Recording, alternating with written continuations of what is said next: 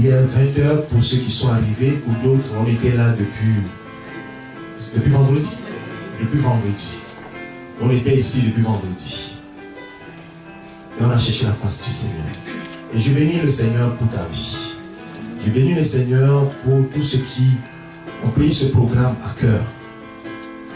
Ce n'est pas un programme inspiré par l'homme. Parce qu'à chaque fois que Dieu, on fait une convocation pour aller chercher la face de Dieu, très souvent, le Seigneur vient visiter. Parce qu'il aime ça. Tu laisses tout, tu lui dis, je vais chercher la face de mon Dieu. Et il aime cela. Donc tu es béni, toi qui as mis ce temps. Il y a des gens qui n'ont pas pu physiquement être là, mais qui ont participé quand même au programme. Dieu a vu vos cœurs. Et je pense que le Seigneur a fait des choses dans votre vie. Et des gens ont des témoignages, des grands témoignages. D'autres auront des témoignages dans les jours à venir.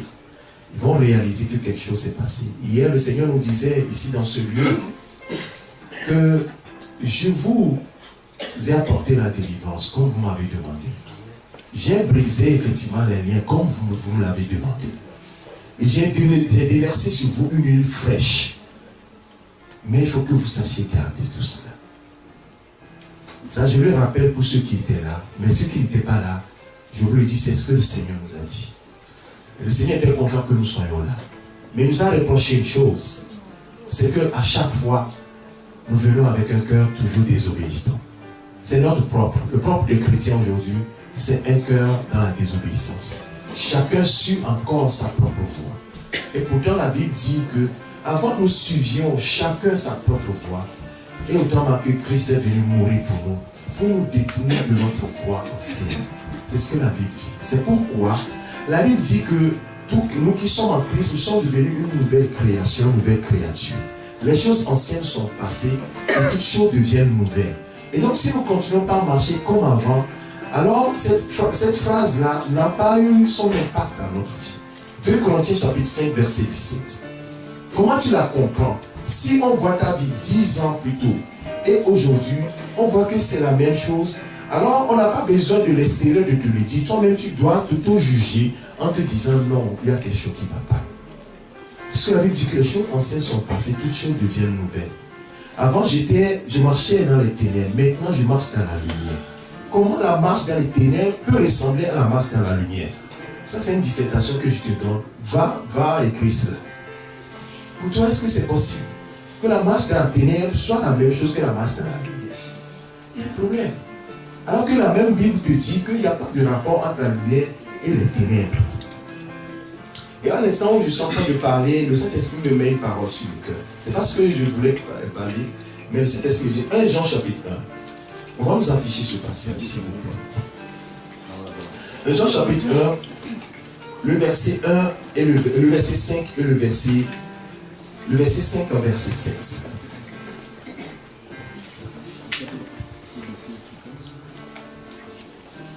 Le titre de mon exhortation, ce sera toujours comment marcher avec Dieu. Mais je vais le titrer marcher dans la lumière. Marcher dans la lumière. Et je pense que ça doit être quelque chose, une page ouverte dans notre vie. Il faut que nous l'écrivions, cette page-là. Écoutez ce que la parole de Dieu dit. La nouvelle que nous avons reçue de lui, la nouvelle que nous avons apprise de lui. De qui? On parle de Jésus. Et que nous vous annonçons, c'est que Dieu est la lumière. Amen. C'est que Dieu est lumière. Et qu'il n'y a point en lui de ténèbres. Si nous disons que nous sommes en communion avec lui, si nous disons que nous sommes en communion avec lui, et que nous marchions dans les ténèbres, nous mentons. Et nous ne pratiquons pas la vérité. Je n'avais pas prévu ce message, avec cette partie-là. C'est quand je parlais, lisant. Mais si nous marchons dans la lumière, et ça c'est ce qu'il veut de nous. Et si nous marchons dans la lumière, il est lui-même dans la lumière. Nous sommes mutuellement en communion et le sang de Jésus, son Fils, nous purifie de tout péché. Et quand le Seigneur nous regarde, il nous regarde toujours saints. Pour les gens, c'est un scandale. Dans des religions, on dit on ne peut pas être des saints. C'est, je ne sais pas quelle Bible ils ont. Mais la Bible dit, cette lettre est écrite aux saints qui sont à Éphèse. Ce n'est pas les gens qu'on va béatifier quelque part. Quand tu es en communion avec lui, vous avez une communion réciproque. Et lui, il est dans la lumière. C'est un Dieu de lumière. Il communique sa gloire. Et tu es renouvelé. Et le sang de Jésus coule sur ta vie. Alléluia. Amen. La parole, elle est claire et elle est simple. C'est pourquoi la même Bible dit dans Hébreu que seul le sang de Christ peut purifier notre conscience de toute œuvre morte afin que nous puissions servir le Dieu vivant. Si le sang de Christ n'est pas passé sur toi, je ne sais pas quelle sainteté tu es en train de vivre. Donc frère, si tu marches dans la lumière, oui, tu es en communion avec lui. Mais si tu marches en dehors de sa parole, je suis désolé de te le dire, tu es dans les ténèbres. Même si tu pratiques les choses de Dieu, tu es dans les ténèbres. C'est ce que la Bible dit. Et l'apôtre Paul va jusqu'à dire qu'il y a beaucoup d'entre vous qui marchent en ennemi de la croix. Vous imaginez un chrétien qui marche en ennemi de la croix. C'est-à-dire que la croix, c'est la prédication de la croix qui est une puissance pour lui. Mais maintenant, lui, il marche en ennemi de la croix. Allez comprendre ce que l'apôtre veut dire. C'est triste, hein? Mais c'est ça. Bien aimé, Jésus nous aime. Il nous aime tellement qu'il a donné sa vie. Et la Bible dit, dans Colossiens chapitre 1, il dit, rendez grâce au Père qui vous a rendu capable. Parce que nous n'étions pas capables. Nous n'étions, toi et moi, nous n'étions pas capables d'avoir accès à quoi que ce soit dans la lumière. Dieu est lumière, on l'a dit tout à l'heure. Dans Colossiens chapitre 1. Oh, merci Saint-Esprit. À partir du verset 12. Versets 12 et 13. Rends grâce à Dieu. Comment on rend grâce? Rendre grâce, c'est quoi? C'est remercier. C'est toujours être reconnaissant. Et toujours, oh Seigneur, je te remercie. Oh, je te dis merci, Seigneur. Rendez grâce au Père qui vous a rendu capable d'avoir part à l'héritage des saints. On a dit dans les ténèbres. Où? Dans la lumière.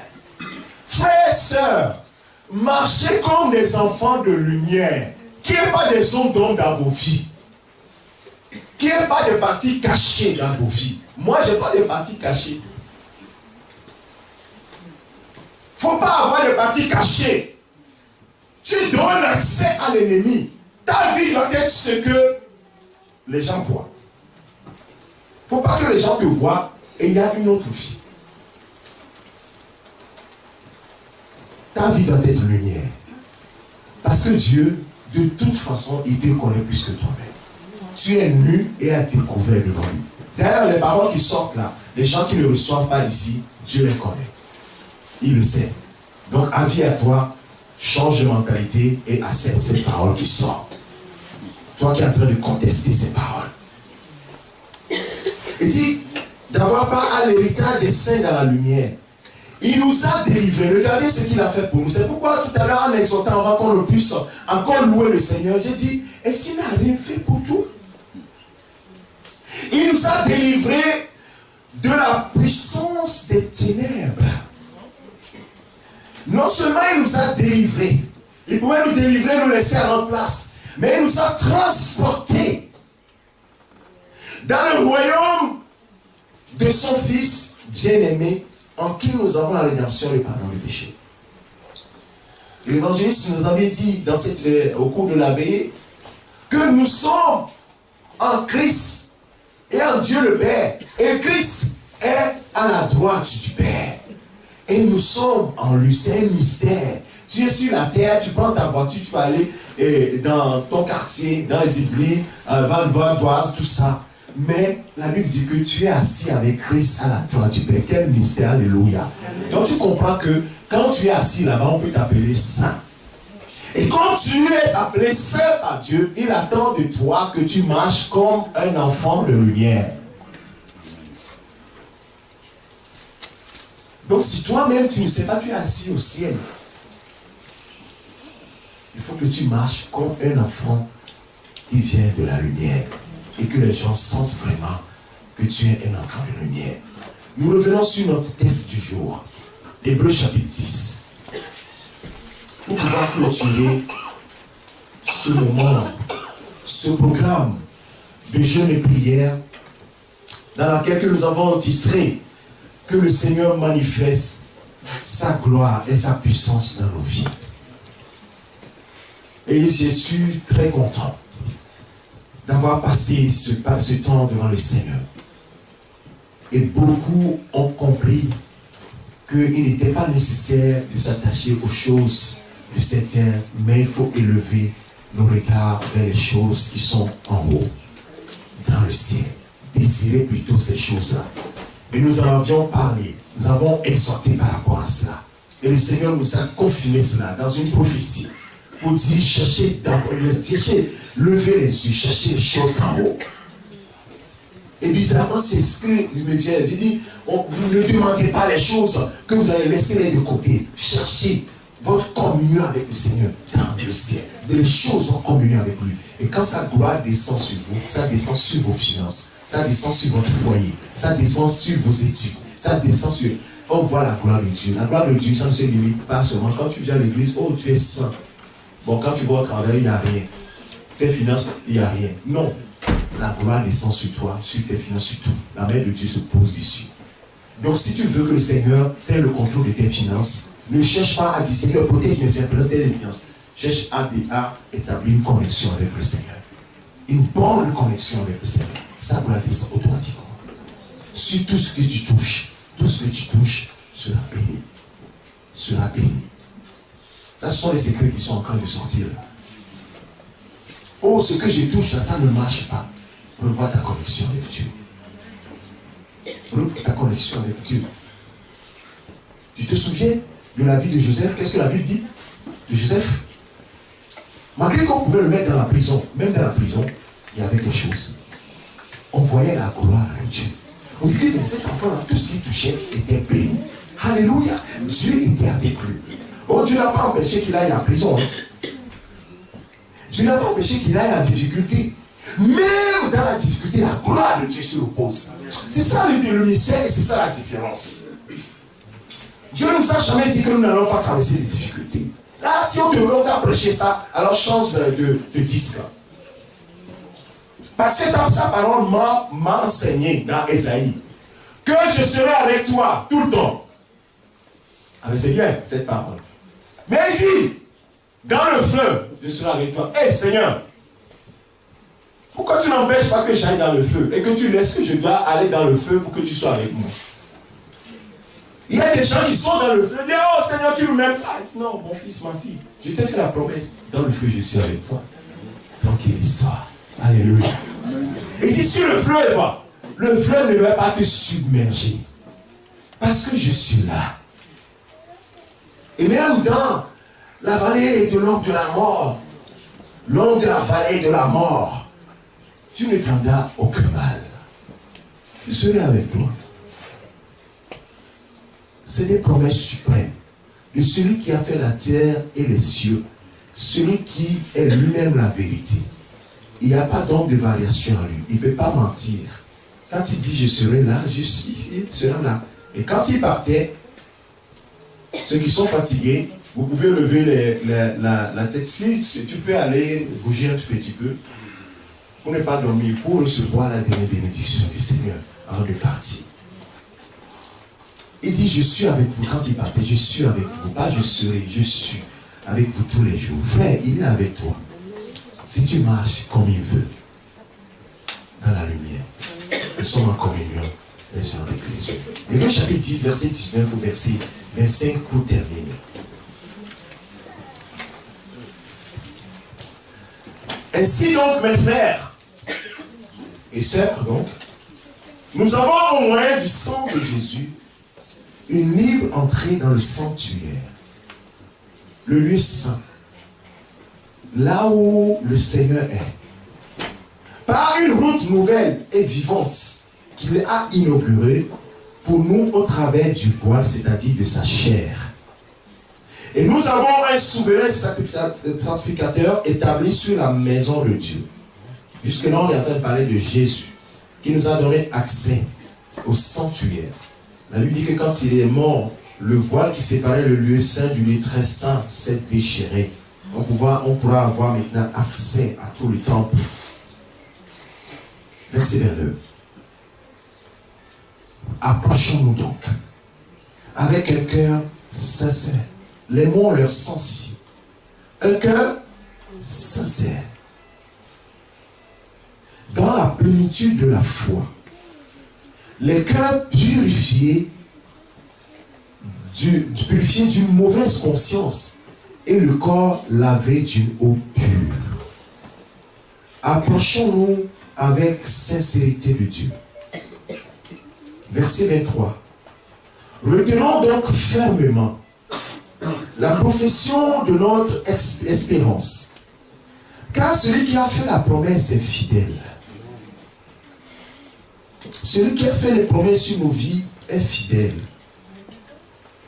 Veillons les uns sur les autres pour nous exciter à l'amour et aux bonnes œuvres.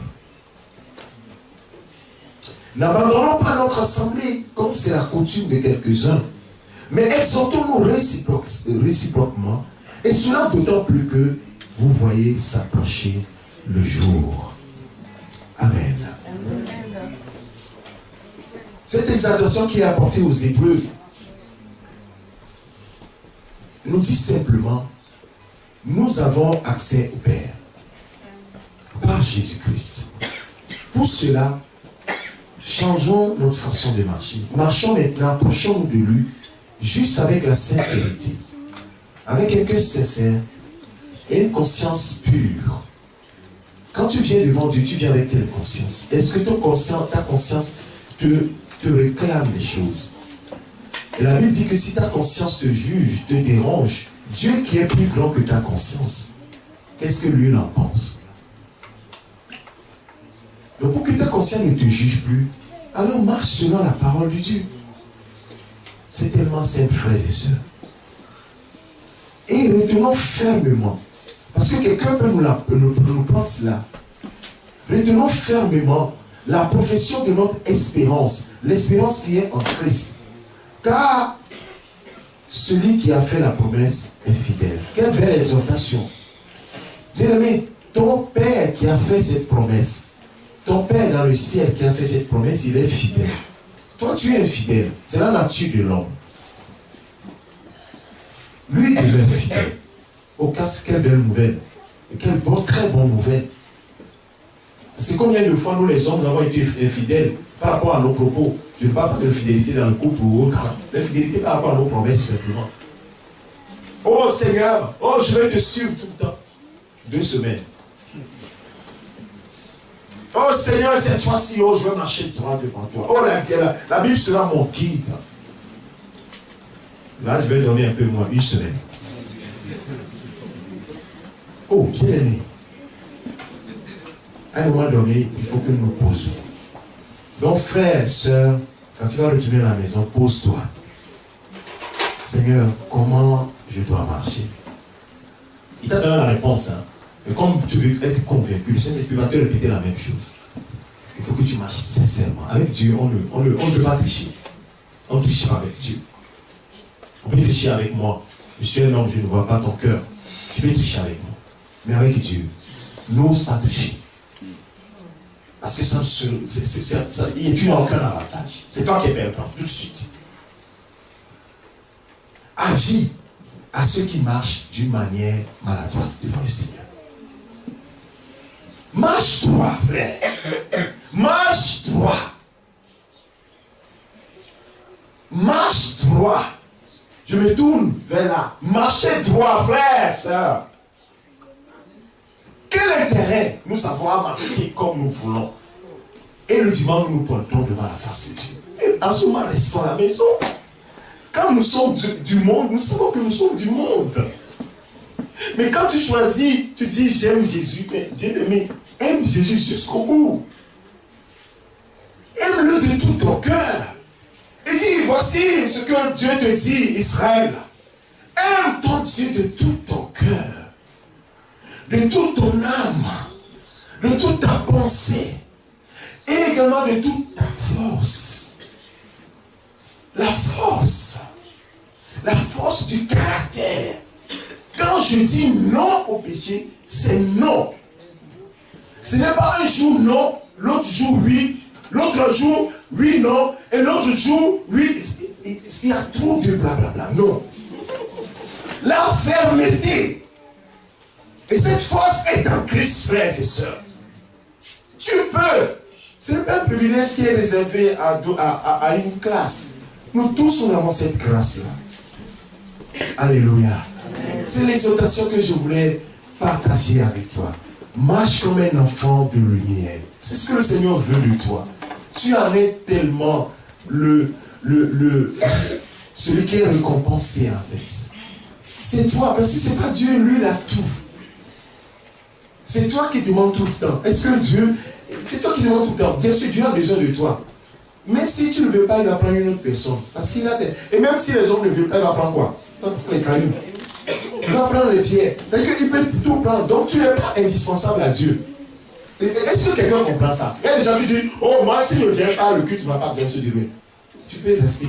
Le culte va se dérouler. Et Dieu qui? Le Seigneur dit, il ne manquera pas de serviteurs dans la maison. Je bâtirai mon église. Et les portes du séjour de l'enfer ne pourront pas le contraire. L'église n'appartient pas à un homme. Quand vous pensez que l'église appartient à un homme, vous vous trompez perdument. L'église ne m'appartient pas. Ce que je suis en train de vous dire, ça me concerne aussi. C'est ce que le Seigneur nous dit à tous, à moi-même. De marcher dans la lumière, d'être intègre. Un jour, j'ai parlé de ce truc-là. Abraham, il n'était pas encore Abraham. Il a marché comme ça. Un coup comme ça, tromperie, il vient comme ça, ainsi de suite. 24 ans, Dieu l'a laissé faire. À 99 ans, quand la promesse va s'accomplir, il appelle. Il dit, Abraham, on va se rencontrer. Il dit, je te dis, marche devant ma face et sois quoi? Intègre. Car je suis l'Éternel. C'est-à-dire, je suis le commencement, j'insiste par moi-même. Si tu as confiance en moi, dans ton intégrité, je serai toujours avec toi. Mais si tu veux jouer au malin, non, tu seras perdant. Parce qu'Abraham, il a essayé en Égypte, il usait un peu de ruse.